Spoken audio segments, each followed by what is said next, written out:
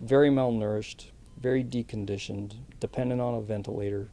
She wasn't making urine, and she had no gut function.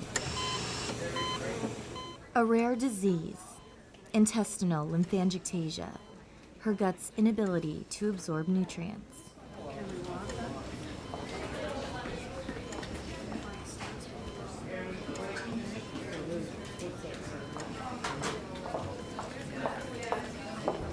It was a long road for her, a very painful journey. With the support and prayers of family, friends, doctors, and nurses, Alison pushed through and woke up from her semi-coma. She was dependent on a breathing machine and could only receive nutrients through intravenous. It was an endless struggle. A journey of 1,000 miles begins with a single step. But it was this man, Dr. Wayne Dyer, a world-renowned inspirational speaker who changed her perspective on life. He spent 1 hour meditating with Alison at her bedside. It was like he broke something that was holding Alison back. And she realized that she had to keep fighting. And that's exactly what she did.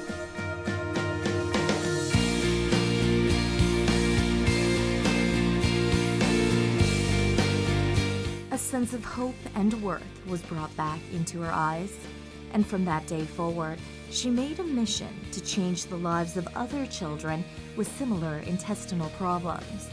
She became an ambassador for Sick Kids Foundation, sharing her story across the country at special events, on television, in newspapers, and on the radio. Just like any other family, you never know what's gonna happen. Like, I never knew that my family would, or I would go through this, and you never know if it's gonna happen to your son or daughter. So I just think it's really important, because if you can change the life of someone else and make a difference, it's like a gift to someone. I think it's the biggest gift you can give anyone. At various appearances, she would refer to her life as a Ferris wheel, full of ups and downs, but a life with a purpose.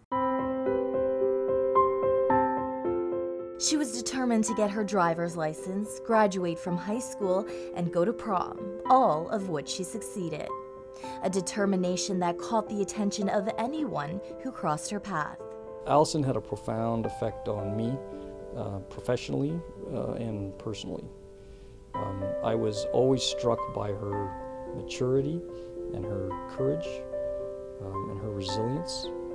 And she always maintained this positive attitude even in the face of debilitating illness. 3 weeks before Alison died, she asked me to take her to see Dr. Paul.